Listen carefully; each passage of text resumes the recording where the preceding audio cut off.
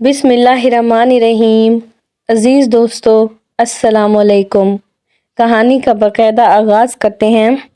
اور جب کسان نے چھڑی سے کہا کہ چھڑی اپنا کمال دکھانا شروع کر دے، تو جب بڑھیا تمہیں مرغی واپس دینے کے لیے راضی نہ ہو تو کہنا، رک جا اب ڈنڈے۔ کسان چھڑی لے کر پھر اسی بڑھیا کے گھر پہنچ گیا اور اس سے اپنی مرغی کی واپسی کا مطالبہ کرنے لگا۔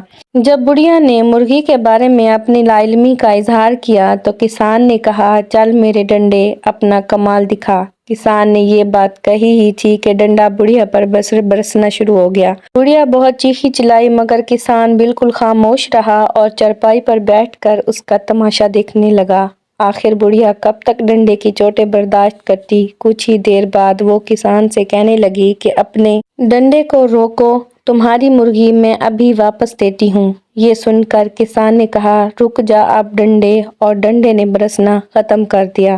بڑھیا نے کسان کو اس کی مرغی واپس کر دی اور اسے ساتھ لیے اپنے گھر چلا گیا۔ گھر پہنچ کر جب کسان نے بیوی کو مرغی کے کارنامے دکھائے تو وہ بہت حیران ہوئی۔ دیکھتے ہی دیکھتے کسان بہت امیر بن گیا اور وہ میاں بیوی ہنسی خوشی اسی گاؤں میں زندگی بسر کرنے لگے۔ امید کرتی ہوں کہانی آپ دوستوں کو پسند آ گئی ہوگی۔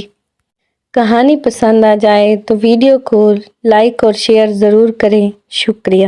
ایک نئی ویڈیو کے ساتھ آپ کی خدمت میں دوبارہ حاضر ہوں گی۔ تب تک کے لیے خدا حافظ۔ اللہ نگہبان۔